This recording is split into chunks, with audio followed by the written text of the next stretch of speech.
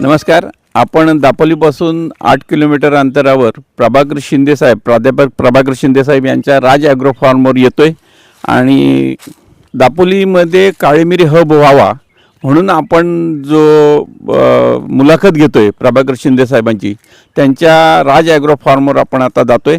दापोली कोळबंद्रे रोडला 8 किलोमीटरवर राज agro form असं त्यांचा तो फार्म आहे. काळी मिरीसाठी प्रसिद्ध आहे. याला बऱ्याच शेतकऱ्यांनी भेटी दिलेल्या आहेत.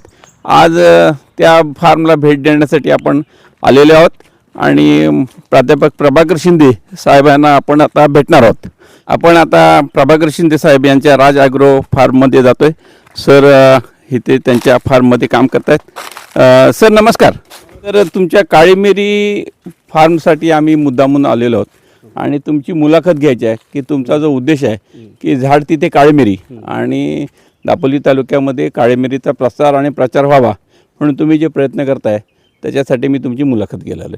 चला आपण काळी मिरीची लागवड बघूया आणि काळी मिरीविषयी माहिती घेऊया. येस, चला सर. सर मला एक गोष्ट सांगा की काळी मिरी लागवडीकडे तुम्ही कसे वळात? हा फार्म जो आहे तो मी 1994 साली लागवड केली. आणखीन ह्या फार्मवर वेगवेगळी पिकं आहेत. त्यामध्ये नारळ जवळजवळ 450 आहेत माझ्याकडे नारळाची झाडं. नंतर आंबा जवळजवळ 1200 आहे. नंतर चिकूची 350 झाडं आहेत आणि काजूची 650 ते 700 झाडं आहेत. आणखीन 94 साली जेव्हा मी लागवड केली तेव्हा 3-4 वर्षात उत्पन्नाला सुरुवात झाली. आणखीन उत्पन्न अतिशय चांगलं यायचं सुरुवातीला, कारण ही जी जमीन आहे ही जंगलाची जमीन होती. सगळे जंगल साफ करून आम्ही ही बाग लागवड केली आणि त्यामुळे जमिनीमध्ये सेंद्रिय कर्ब भरपूर होता. आणखीन खूप चांगलं उत्पन्न आम्हाला मिळत होतं आणि हे जवळजवळ 15 वर्षापर्यंत मला मिळालं. आणि ही जी बाग आहे ह्याची जे अंतर आहे लागवडीचं ते 4 मीटर गुणिले 4 मीटर किंवा 5 मीटर गुणिले 5 मीटर असं आहे. म्हणजे थोडीशी जास्त तीव्रतेची, जास्त घनतेची लागवड आहे. हाय डेन्सिटी लागवड प्लांटेशन आहे हे. आणखीन भविष्यकाळात मग त्याला काही समस्या निर्माण झाल्या. त्यामध्ये नारळ आणि काजू ही पिकं सतत चांगलं उत्पन्न देत राहिली. जे काय उत्पन्न देत होती ते सातत्याने मिळत होतं. पण आंबा पिकामध्ये बाकी खूप नंतर प्रश्न निर्माण झाले. आंबा एकमेकाला लागायला लागला आणि तेव्हा छाटणी हे तंत्रज्ञान तितकंसं विकसित झालेलं नव्हतं. आणखीन मग आंबा आणि नारळ यांची खूप स्पर्धा व्हायला लागली आणि त्या स्पर्धेमध्ये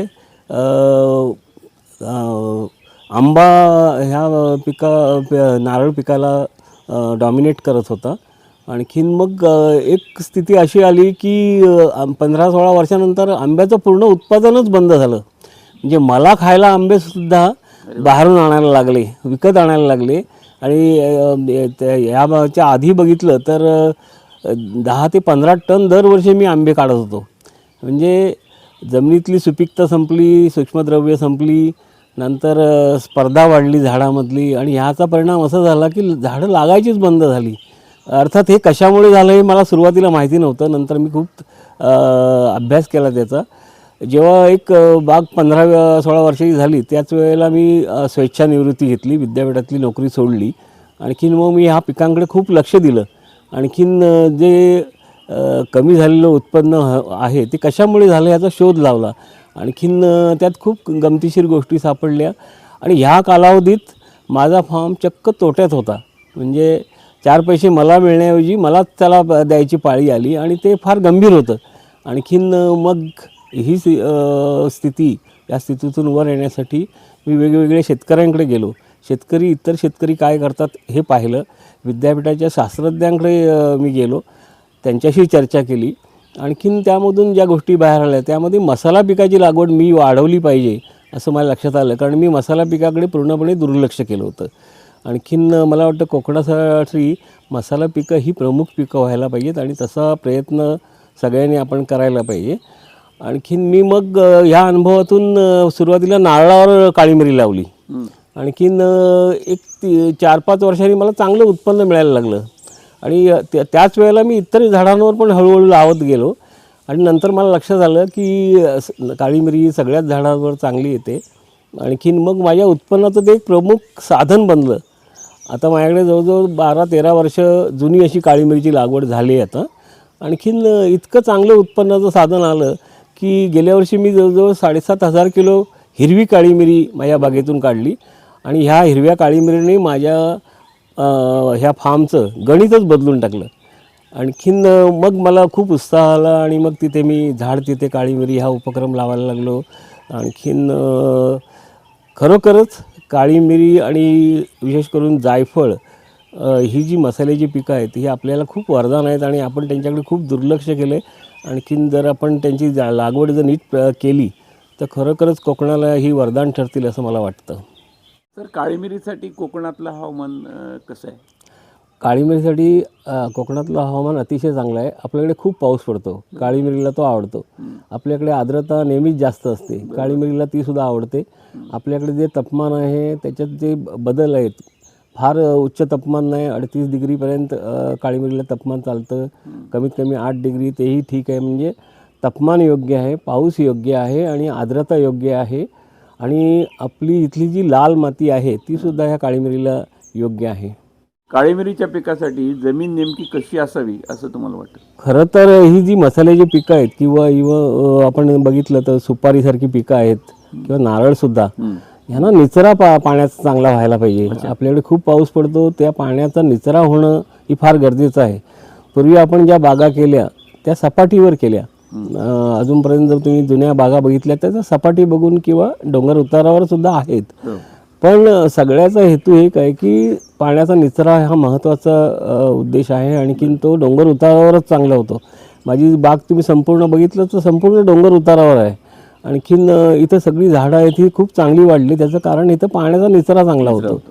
आणखीन जमिनीच्या बाबतीत बोलायचं झालं तर आपली जी कोकणातली जमीन आहे बहुधा ती जांभ्या दगडापासून बनलेली आहे आणि ही जांभ्या दगडापासून बनलेली जमीन ही खूप ह्या पिकाला पोषक आहे. आणि जर गुणवत्तेच्या बाबतीत जर विचार केला तर ही जांभ्या दगडीत लाल मातीतलं जी की काळी मिरी किंवा जायफळ आहे किंवा कुठलीही पिकं, चिकू असू दे, आंबा असू दे, त्याला वेगळी चव असते. असं जगभर आहे ते माहिती सगळ्यांना. आणि त्या दृष्टीने कोकणात इतर ठिकाणी पण काही ठिकाणी मध्यम काळी जमीन आहे, काही ठिकाणी अजून वेगळ्या प्रकारची जमीन आहे. पण संपूर्ण कोकणातले जे जिल्हे आहेत ते काळी मिरी लागवडीसाठी अतिशय चांगले आहेत. आणखीन सगळ्यांनी काळी मिरी, जायफळ यासारखी जी पिकं आहेत जी आपल्याकडे खूप चांगली येतात आणि आर्थिकदृष्ट्या शेतकऱ्यांना किफायतशीर आहेत, त्यांची लागवड करणं गरजेचं आहे असं मला वाटतं. या काळी मिरीच्या पिकाला सावली आणि ऊन ह्याचा नेमका काय, म्हणजे सावलीचा काय परिणाम होतो का? हां, ही बरीचशी जी मसाला पिकं आहेत त्यांना 50% सावली मानवते. आणखीन काळी मिरीला सुद्धा ते सत्य आहे की काळी मिरीला सुद्धा 50% सावली पाहिजे आणि 50% ऊन पाहिजे. आपण जर नारळासारख्या झाडावर जी काळी मिरी बघितली तर ती बुंध्यात कमी येते थोडी, पण शेंड्यात जेवढी उंची वाढेल तेवढं उत्पन्न वाढत जातं. पण आपण सुरक्षिततेच्या दृष्टीने साधारण 22 ते 25 फुटावर काळी मिरी कापतो. आणखीन पण हे असं आहे की सूर्यप्रकाश वरच्या बाजूला जास्त मिळतो झाडांच्या आणि त्यामुळे तिथे काळी मिरी चांगली वाढते.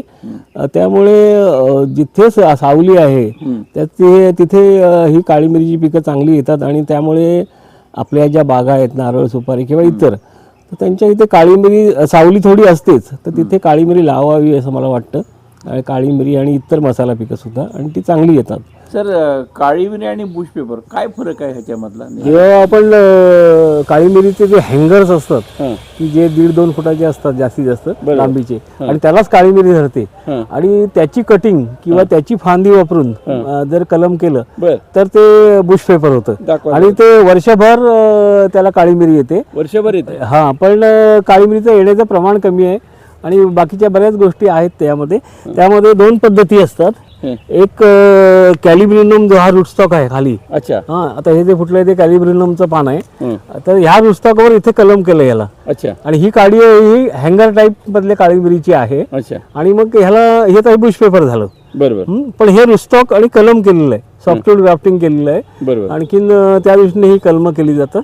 आणि दुसरी जी पद्धत आहे ती खरोखरच चांगली आहे.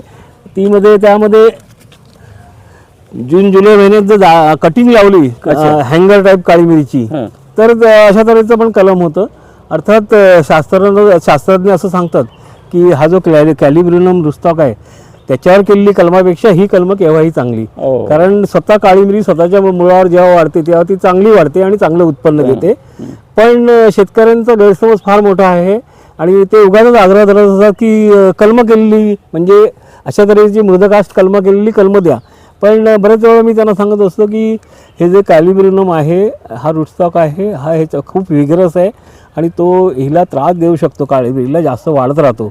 आणि पण शेतकरी कुठेतरी ऐकून आलेले असतात ते किंवा कधी कधी आपलं ऐकत नाहीत. खरं तर स्वतःच्या मुळावर तयार झालेली छाट कलमं काळी मिरीची ही बुश पेपरसाठी वापरणं अतिशय चांगली गोष्ट आहे आणि त्या दृष्टीने शेतकऱ्यांनी आपले गैरसमज काढून टाकायला पाहिजेत. अर्थात मागणी तसं पुरवठा ह्या न्यायाने आम्ही दोन्ही प्रकारची कलमं तयार करतो. कारण मग जर असं आम्ही म्हटलं की आम्ही ह्या प्रकारची कलमं करत नाही, कॅलिब्रिनमवर ग्राफ्टिंग केलेली कलमं बांधलेली, तर लगेच ते म्हणतात त्यांच्याकडे नाही म्हणून ते काहीतरी वेगळं सांगतात. तर असं होऊ नये म्हणून आम्ही दोन्ही प्रकारची कलमं सांगतो देतो. पण कलमं देताना बाकी त्यांना असा आग्रह धरतो की काळी मिरीची स्वतःच्या मुळावर वाढलेली जी कलमं आहेत ती तुम्ही लावा. हे दोन्ही पद्धती ठीक आहेत. याचं उत्पादन म्हणजे फक्त घरगुती ना बुश पेपर? मी खरं तर सांगू, बुश पेपर ह्या तंत्रज्ञानावर विश्वासच नाही माझा. कारण असं बुश पेपर ह्या तंत्रज्ञानात सगळंच विकत घेतो आपण. कारण ते शेडनेट खाली लावायला लागतं, नंतर वर्षभर काळीमिरी येते, मग वर्षभर तिचं प्रक्रिया करायला लागते. तर ह्या गोष्टी खरं तर कमर्शियल ह्याला उपयोगाचंच नाही. आपलं याच्यासाठी ठीक आहे, परसबागेसाठी ठीक आहे. बाकी खरं तर आपली जी वेलवाली आपण काळी मिरी बघतोय तीच काळी मिरी खरोखर चांगली आहे आणि ती शेतकऱ्यांनी लावावी अशी माझी इच्छा आहे. म्हणजे की सुपारी आणि नारळावर आपण काळी मिरी लावावी. मग त्या नारळ सुपारीच्या उत्पन्नामध्ये काय फरक पडतो का? हा खूप चांगला प्रश्न आहे. आणखीन कोकणात जी काळी मिरी आज वाढत नाही किंवा लावली जात नाही शेतकऱ्यांकडून, त्याचं प्रमुख कारण असं आहे की शेतकऱ्यांमध्ये हा मोठा गैरसमज आहे की मी जर माझ्या झाडांवर काळी मिरी लावली तर ते झाडामधून रस शोषून घेतील आणि मग झाडाचं उत्पन्न कमी होईल. हा खूप मोठा गैरसमज आहे. कारण काळी मिरीचा वेल झाडाच्या खोडातून काही काढून घेऊ शकत नाही आणि ते शास्त्रीय सत्य आहे की काळी मिरीचा वेल तो फक्त आधार घेतो, आणखीन तो तेथून काही काढू शकत नाही, म्हणजे अन्नद्रव्य मूलद्रव्य काढू शकत नाही. त्यामुळे मूळ झाडावर काळी मिरीचा कुठल्याही प्रकारचा परिणाम होत नाही. मी माझ्या फार्मला तर जवळजवळ 32 वर्ष झाली आणि 32 वर्षाचा माझा उत्पन्नाचा संपूर्ण माहिती माझ्याकडे आहे तयार.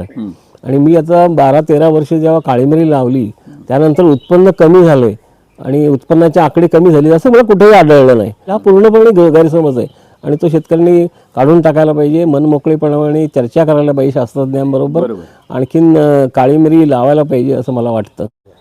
सर, एक प्रश्न असा आहे की काळी मिरीच्या झाडाला पाणी किती लागतं? पूर्वापार जी लागवड आहे ती काळी मिरीची बिन पाण्यानेच गेलेली आहे.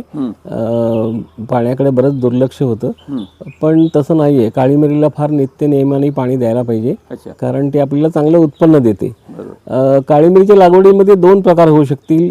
एक जी पिकं की आपण त्यांना नेहमीच पाणी देतो, म्हणजे नारळ आहे, सुपारी आहे, चिकू आहे. तर कोकणातली जी माती आहे, म्हणजे विशेष करून रत्नागिरी जिल्ह्यातली, सिंधुदुर्ग जिल्ह्यातली जी माती आहे ती पाणी धरून ठेवणारी नाही आहे. त्यामुळे आपण नारळ आणि सुपारी किंवा चिकू यासारख्या पिकांना ज्यांना आपण नेहमी पाणी देतो अशा पिकांना आपण जेट्स लावावे किंवा मायक्रो स्प्रिंकलर लावावे असं म्हणतो. तर त्या दृष्टीने आपण जेव्हा काळी मिरी वर चढवतो आणि जेव्हा काळी मिरी खूप चांगली वाढते तेव्हा ते मूळ पिकाशी पाण्यासाठी स्पर्धा बाकी निश्चित करतात. म्हणजे खोडातून काही काढून नाही घेतलं, पण अन्नद्रव्य आणि पाणी याच्याशी मूळ झाडाशी स्पर्धा करतात. त्यामुळे आपल्याला 10 ते 20% पाणी हे जादा देणं गरजेचं आहे. 15 ते 20% पाणी जे पण पूर्वी देत होतो त्याच्यापेक्षा जेव्हा काळी मिरी लावतो आणि वेल जेव्हा चांगला होतो तेव्हा 15 ते 20% पाणी जादा देणं गरजेचं आहे. आणखीन काही पिकं असे आहेत की आंबा आहे, नंतर काजू आहे किंवा आवळा आहे, यांना आपण पाणी देत नाही. तर काळी मिरी जर लावायची असेल तर ह्या पिकांना ठिबक सिंचनाने पाणी देणं केव्हाही चांगलं. साधारण 4 लिटर प्रति तास असा उत्सर्ग असलेले 2 ठिबके किंवा ड्रिपर्स आपण काळी मिरीसाठी वापरणं गरजेचं आहे. साधारण 30 सेंटीमीटर अंतरावरती 2 ठिबक लावायचे, आणखीन त्याच्यामध्ये झाड लावायचं. आणि तर दिवसाला साधारण 1 तास चालवलं किंवा 1 दिवसाआड 2 तास चालवलं तर साधारण 8 लिटर पाणी प्रतिदिन मिळेल किंवा 1 दिवसाआड चालवलं तर 16 लिटर मिळेल. खरं तसं करावं. साधारण माझं म्हणणं आहे की 7 ते 8 लिटर प्रतिदिन इतकी ते पाण्याची गरज आहे. आणि जेव्हा आपण नारळ आणि सुपारीवर लावतो आणि तेव्हा आपण जेटनी पाणी देतो तेव्हा ते काळी मिरीला पाणी जास्त होतं आणि त्यामुळे मग शाकीय वाढ होते. आपण मग बरेच व्हिडिओ बघितले, त्यामध्ये असं दिसेल की नारळ सुपारीवर शाकीय वाढ जास्त आहे. पण तुम्ही जर इतर बघितलं तर काजू किंवा आवळा किंवा आंबा याच्यावर शाकीय वाढ कमी आहे, कारण तिथे पाणी हे ठराविक ठिबकनी त्याच्या गरजेनुसार दिलं जातं. तर हा फरक पडतो आणि निश्चितच ह्या पिकाला पाण्याची गरज आहे आणि कमीत कमी निदान प्रतिदिन 7 ते 8 लिटर पाणी देणं गरजेचं आहे. पाणी आठवड्यातून 3 वेळा दिलं तर तसा हिशोब करून तेवढं पाणी द्यायला पाहिजे. एकंदरीत पाण्याचं व्यवस्थापन हा महत्त्वाचा घटक आहे त्यातला. निश्चितच. हां सर, आता जे आपल्या पारंपरिक ज्या नारळ सुपारीच्या बागा आहेत त्याच्यामध्ये लागवडीला काही अडचण येते का? हां, सध्या ज्या पारंपरिक बागा आहेत, विशेष करून सुपारीच्या आणि नारळाच्या सुद्धा, बऱ्याच वेळा असं करतात शेतकरी नारळामध्ये सुपारी लावतात. ही खूप चुकीची बाब आहे. तांत्रिकदृष्ट्या चुकीचं आहे ते. नारळाची बाग वेगळी पाहिजे, सुपारीची वेगळी पाहिजे. आणखीन कोकणातल्या बागा मी जेव्हा फिरतो तेव्हा मला खूप वाईट वाटतं एवढ्यासाठीच की कोकणातल्या बागा हे 5 ते 6 फुटावरच लावलेल्या आहेत. ते का हे माहिती नाही. कुणी सांगितलं अंतर, कुणी केलं.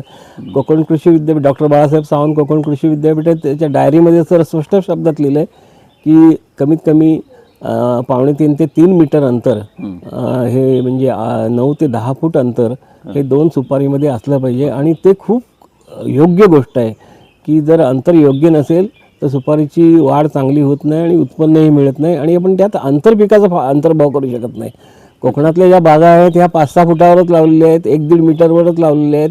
आणखीन अतिशय गर्दा सावली त्यामध्ये असते, त्यामुळे मग काळी मिरी आतल्या बाजूला होणार नाही, कडेने होऊ शकते आणि ती फार मर्यादा आहे. पुढे जे शेतकरी सुपारी किंवा नारळ लावतील तर सुपारीच्या बाबतीत त्यांनी 3 मीटर गुणिले 3 मीटर हे अंतर ठेवावं आणि नारळाच्या बाबतीत त्यांनी 8 मीटर गुणिले 8 मीटर हे अंतर ठेवावं.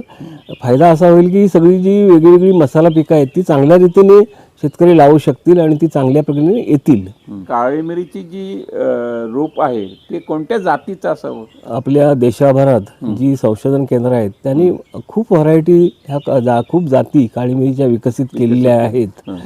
पण मी जेव्हा सीताराम हेगडे हे शिर्शीतले शेतकरी आहेत की जे 20 टन काळी मिरी सुकी पिकवतात, आणखीन त्यांच्याकडे स्वतःकडेच जवळजवळ 13-14 व्हरायटीज आहेत, त्यांनी जाती आहेत काळी मिरीच्या. त्या त्यांनी मी जेव्हा गेलो होतो बघायला तेव्हा मला दाखवल्या आणि इतर प्रत्येक जातीतले जरी मला दोष सांगितले की ह्या जातीत हा दोष आहे, ह्या जातीत हा दोष आहे. आणि त्यांच्या दृष्टीने जो 20 टन सुकी काळी मिरी पिकवतो त्या शेतकऱ्याच्या दृष्टीने आणि त्या परिसरातल्या सगळ्या शेतकऱ्यांच्या दृष्टीने पन्नीर 1 हीच जात सगळ्यात चांगली आहे. आणखीन जी आपल्या डॉक्टर बाळासाहेब सावंत कोकण कृषी विद्यापीठाने शिफारस केलेली आहे आणि तीच जात योग्य असल्याचा सगळ्यांनी निर्वाळा दिलेला आहे. त्यामुळे मनात कोणतीही शंका न आणता पन्नीर 1 या जातीची लागवड शेतकऱ्यांनी करावी असं मला वाटतं. काळी मिरीच्या लागवडीची मुख्य पद्धत कशी आहे? सर, काळी मिरीच्या वेलीची लागवडीची 2 पद्धती आहेत. एक तर रोपवाटिकेतून रोप आणायचं चांगलं, अशा तऱ्हेची रोपं आणायची आणि ती लावायची.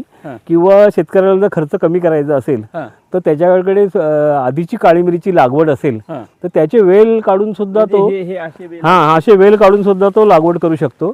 पण ह्या लागवडीला मर्यादा आहे. जेव्हा खूप पाऊस पडत असतो, अगदी कोकणात 3-3, 4-4 दिवस सलग पाऊस पडतो, तर त्यावेळेला ही पद्धत यशस्वी होते. वर्षभर बाकी ही पद्धत चालते. इव्हन आपण अगदी जानेवारी-फेब्रुवारी महिन्यात सुद्धा चांगल्या प्रकारे काळी मिरी लावू शकतो. फक्त 2 ठिबक लावणे गरजेचं आहे. हे आपण काळी मिरी लावण्यासाठी खड्डा काढलाय.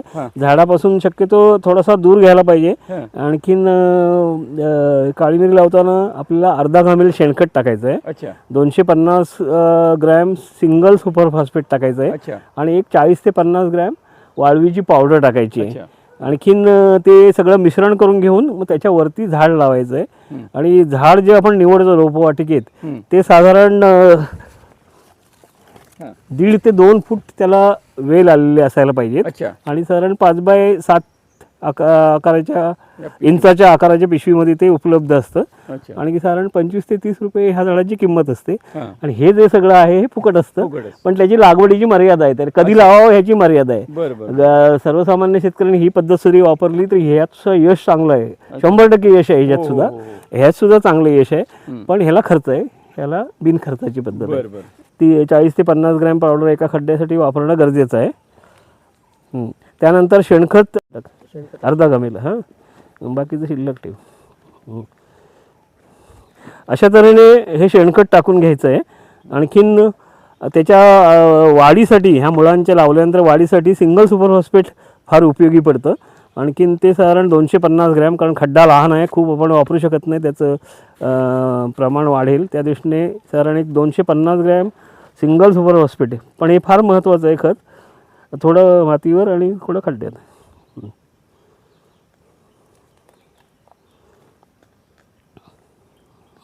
टाक, सगळं सगळं टाक. ठीक आहे. आता हे सगळं मिश्रण ह्या खड्ड्यात ओतायचं आणि शेवटी आपल्याला ही काळी मिरी लावायची आहे. अच्छा.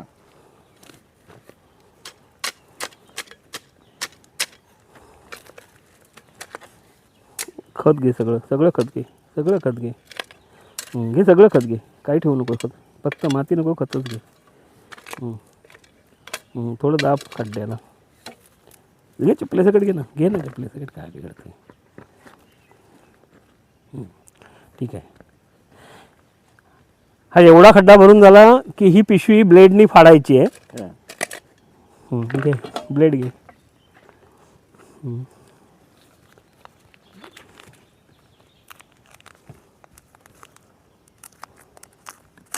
सर, ब्लेडने फाडण्यामागचं कारण सांगा.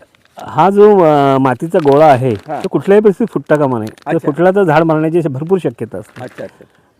तर अशा तऱ्हेचं हे झाड तिथे लावायचं आहे बुंदात, आणि झाडाला बुंद्याला टेकेल असं कर.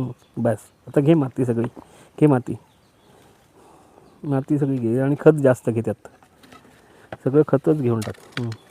खत घे सगळं, तेव्हा राहिले मागे ते सगळं घे. घे तू पावड्यानेच घे.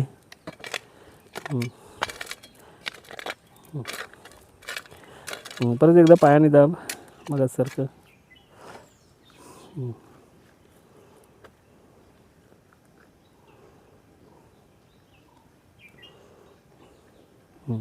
आता हे झाड लावताना आपण खूप जवळ लावलं आहे, कारण ड्रिपर जवळ होता झाडाच्या, त्यामुळे जवळ लावलं आहे. आणि ते आपण डायरेक्ट बांधू शकतो, चुंबाने वगैरे बांधणं गरजेचं आहे. आणि समजा झाड जर दूर लावलं खताच्या रिंगेच्या दृष्टीने, रिंगेचं त्याला खत मिळावं झाडाला या दृष्टीने, तर बाकी तुम्हाला काठी लावायला लागते अशी तिरकी. आणखीन झाड काठीपर्यंत, वेल काठीपर्यंत, झाडापर्यंत आणायला लागतो. चांगला आवळून बांध जरा, सैल नको एवढं, बस. दाब. हा ड्रिपर झाडाच्या बुंदात ठेवायचा आणि त्याच्यावर दगड ठेवायचा, जेणेकरून ड्रिपर हलू नये. हां, मी मगाशी म्हटलं ना की 2 प्रकारे लागवड करता येते. तर वेलाची लागवड करताना खालची तळातली पानं काढून टाकायची. अच्छा. आणि वेल हा जून पाहिजे कुठल्याही परिस्थितीत. आणखीन अशी पानं काढल्यानंतर त्याचा हा एवढा भाग जमिनीत जाणार आहे. हा एवढा भाग जमिनीत जाईल आणि हा वरती राहील. अच्छा. तर वरची पानं कमी करायची गरज नाही, कारण ते पावसाळी हंगामच असतो, त्यामुळे काही प्रॉब्लेम येत नाही. फक्त कोवळा भाग काढून टाकायचा. आणखीन हे वेल असेच्या असे एवढे जमिनीत घालून झाडाला बांधून टाकायचे. साधारण एक 2 पेर तरी आतमध्ये गेले पाहिजे. हा 3 पेर तरी जायला पाहिजे आतमध्ये जमिनीत. गेले पाहिजे. ह्याला काय होतं, पावसाळी हंगामात वातावरण चांगलं असल्यामुळे लगेच मुळं फुटतात. अरे वा. आणि एकही मरत नाही यातलं, सगळीच्या सगळी जगतात. फक्त भरपूर पाऊस पडत असताना याची लागवड करायला पाहिजे. बरं बरं. म्हणजे ते सलग 3-4 दिवस पाऊस पडतो ना, त्यावेळेला लागवड करायची आहे. बाकी लागवड पद्धती तीच आहे, त्याच प्रमाणात खतं घालायची आहेत, वाळवीची पावडर आणि सगळं तसंच आहे. फक्त हे वेल लावायला वेगवेगळं आहे. हां, फक्त लागवडीची पद्धत वेगळी आहे. आणि ही सुद्धा लागवड चांगली आहे. शेतकऱ्याने मी तर म्हणेन झाडासाठी मोठा खर्च करण्यापेक्षा जर असं लावलं तर ह्यात सुद्धा 100% झाडं जगतात, एकही मरत नाही. फक्त लागवडीची वेळ योग्य पाहिजे. बरोबर. सर, काळी मिरी लागवडीनंतर त्याचं व्यवस्थापन कसं करावं, वेलीचं व्यवस्थापन कसं करावं? हां, आपण काळी मिरी लावली की पहिली 2 वर्ष ती खूप आपल्याला त्रास देते. म्हणजे तिथे जे असं कल आहे तो जमिनीवर वाढण्याच्याकडे असतो. आणखीन मग शेतकऱ्याचं एक महत्त्वाचं काम उरतं, ते म्हणजे ते वेल उचलायचे आणि झाडाला बांधायचे. शक्यतो शुंभ वापरलं तर चांगलं, शुंभ वर्षभर टिकतं. आणखीन वेल बांधणे हे फार मोठं काम आहे. आणि मला माहिती नाही काय असं होतं की 3ऱ्या वर्षापासून ती झाडाला चिकटायला लागते. पहिली 2 वर्ष फक्त जमिनीवर वाढणे एवढाच तिचा हेतू असतो. आणि त्या काळात शेतकऱ्यांनी ती काळी मिरी वर झाडाला बांधायला पाहिजे. आणि नंतरच्या काळात 3ऱ्या वर्षानंतर ती आपोआपच वर चढायला लागते. आणखीन मला वाटतं जेव्हा ते काळी मिरीचा वेल 5-6 वर्षाचा होतो आणि चांगला वाढायला लागतो तेव्हा त्याला रनर्स फार यायला लागतात. आणि ते रनर जे आहेत किंवा जमिनीवर वाढणाऱ्या जे वेली आहेत त्या कापणं फार महत्त्वाचं आहे. तुम्हाला मगाशी म्हटलं की काळी मिरी ही वाढीच्या बाबतीत भयानक आहे. आणखी इतकी वाढते, एकदा तिची वाढ, तुमचा फार्म तिला आवडला, आणखीन ती मग एवढी वाढायला लागते की ती जमिनीवर पसरायला लागते. या जमिनीवर पसरलेल्या वेलांचा उत्पादनाला काही उपयोग नाही. बरोबर. त्यांना हँगर्स लागत नाहीत आणि त्यांना काळी मिरी धरत नाही. पण मग हे वेल आपल्याला वर्षातून 2दा काढायला लागतात. एकदा एप्रिल महिन्यामध्ये पाऊस सुरू होण्याच्या आधी 1 महिना, आणखीन पाऊस संपल्यानंतर नंतर 1 महिन्याने म्हणजे नोव्हेंबरमध्ये. बरोबर. आणि हे सगळे वेल नीट काढायला लागतात आणि हे आपल्याला आपल्या फार्मच्या बाहेर नेऊन ठेवायला लागतात. कारण त्याच्यापासून आपल्याला झाडांना इन्फेक्शन होऊ शकतं बुरशीचं. त्यामुळे हे असं आहे काम की अतिशय महत्त्वाचं आहे आणि कुठे सांगितलं जात नाही की काळी मिरीचे हे जमिनीवर वाढणारे वेल काढणं गरजेचं आहे. हा महत्त्वाचा मुद्दा आहे लागवडीमधला. आणि हे जे हे जे क्लाइंबर्स आहेत जे वर वाढू शकले नाही ते जमिनीवर वाढतात प्रचंड. आणि मग त्याचे रनर्स म्हणतात त्यांना. ह्या सगळ्या काळी मिरीला मी आधीही सांगितलं आहे की धोका आहे तो मर रोगाचा, आणि जो फायटोप्थोरा ह्या बुरशीपासून होतो. आणखीन त्या बुरशीचा प्रसार होऊ नये म्हणून पावसाळ्यात कुठल्याही प्रकारची छाटणी काळी मिरीला करायची नाही आहे. हे रनर सगळे काढावेत. आणखीन रनर ते आपल्या प्रक्षेत्रावर किंवा फार्मवर टाकायचे नाहीत, ते नेऊन कुठेतरी बाहेर टाकायचे आहेत.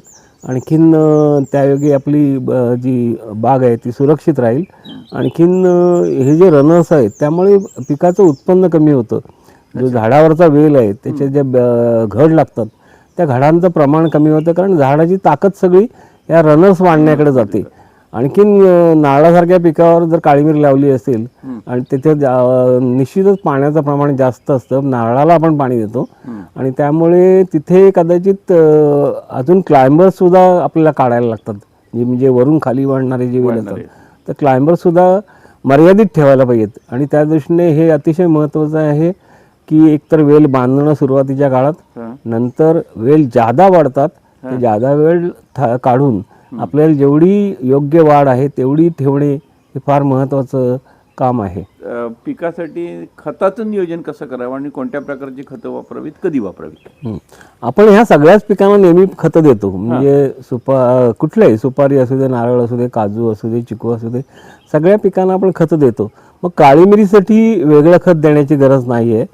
ज्या मूळ पिकाची जी खताची रिंग असते त्याच्या 1 फूट आत साधारण किंवा 30-40 सेंटीमीटर आत आपण काळी मिरी लावावी. म्हणजे जी पिकं खतं आपण इतर पिकांना देतो रिंग करून तीच पिकं ह्या काळी मिरीला लागतील. फक्त त्याचं प्रमाण वाढवणं गरजेचं आहे.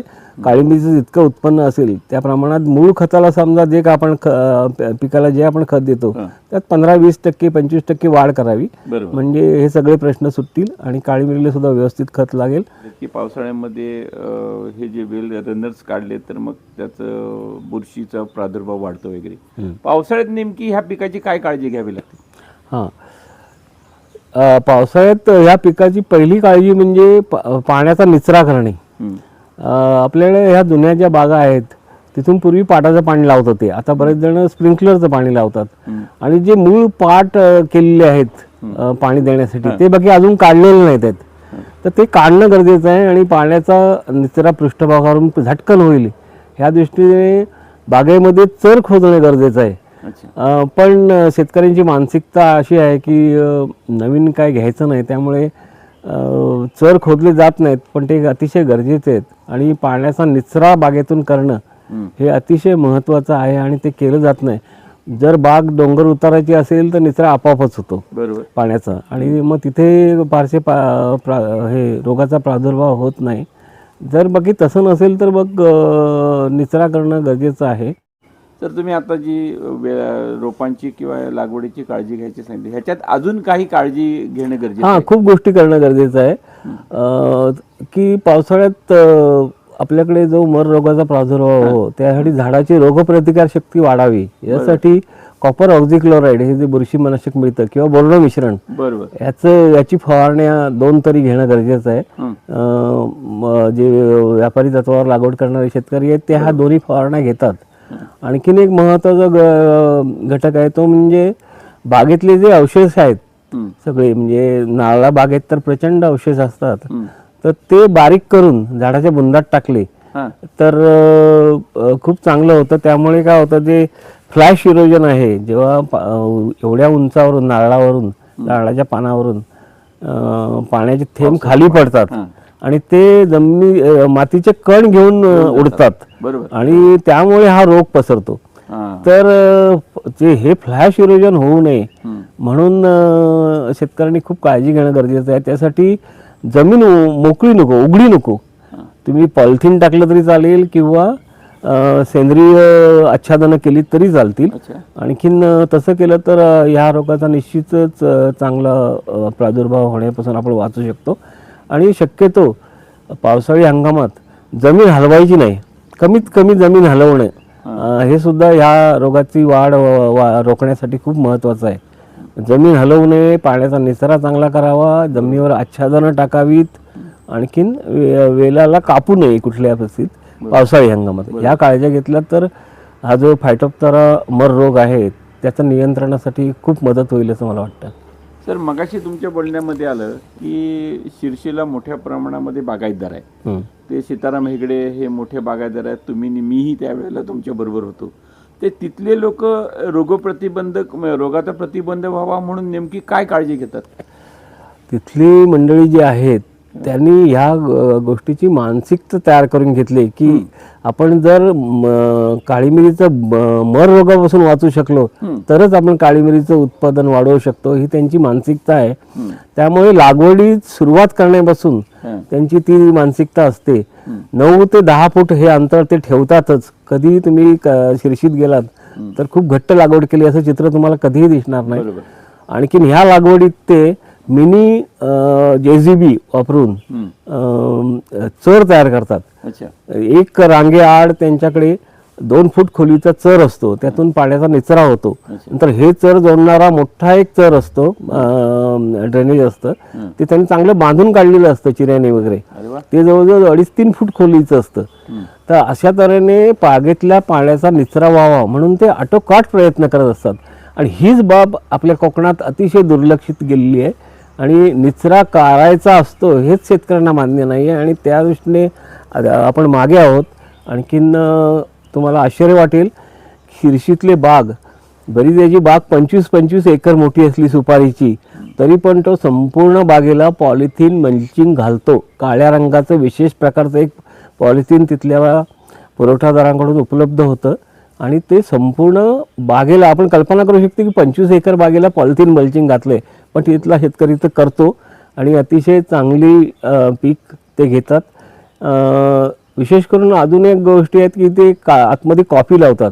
कॉफी लावण्याचा पण हेतू प्रमुख तोच आहे की जे उंचावरून पडणारे पाण्याचे थेंब आहेत तिथे कॉफीवर पडावीत आणि त्यांची नुकसान करण्याची जी ताकद आहे ती कमी व्हावी. अशा बऱ्याच गोष्टी ते करतात. आणखीन त्यामुळे त्यांचं हे जे कॉफीची बाग आहेत आज ते वर्षानुवर्ष करतायत, त्या टिकून आहेत. त्याचं एकमेव कारण की ते जो मर रोग आहे त्याची अतिशय चांगली प्रकारे काळजी घेतात. तर तुमच्या बोलण्यात एक गोष्ट आली की जसं ह्या पिकाला पाण्याची गरज आहे तसं त्या पिकाच्या पाण्याचा निचरा होण्याची पण गरज आहे. खूप खूप महत्त्वाचं आहे. आणि त्याच्यामध्ये जर लक्ष दिलं तर ते व्यावसायिक जे काळी मिरी करणार आहेत ते मोठ्या प्रमाणामध्ये फायद्यामध्ये जाऊ शकतात किंवा उत्पादन चांगलं येऊ शकतं. तर काळी मिरी लागवडीच्या मर्यादा कोणत्या आहेत आणि त्याच्यामध्ये प्रमुख रोग कुठला? काळी मिरीला जे किडी येतात त्या सध्या तरी आपल्याकडे फारशा नाहीत आहेत आणि भविष्यकाळात त्या कदाचित येतील, पण त्याचा बंदोबस्त आपण कीटकनाशक वगैरे जर नियमितपणे फवारली तर होऊ शकेल. पण काळी मिरीचे रोग आहेत ते बाकी फार गंभीर आहेत आणि त्यांची जर दक्षता नाही घेतली तर काळी मिरीची संपूर्ण बाग नष्ट करतात. गोव्यात अशा बऱ्याच शेतकऱ्यांच्या बागा ह्या नष्ट झाल्यात, कारण त्यांनी निचरा आणखीन म्हणजे चर काढणे ह्या गोष्टीकडे फार दुर्लक्ष केलं आहे. मी गोव्यात पांडुरंग पाटील यांची सुद्धा बाग बघितली, त्यांचं प्रचंड नुकसान झालं आहे.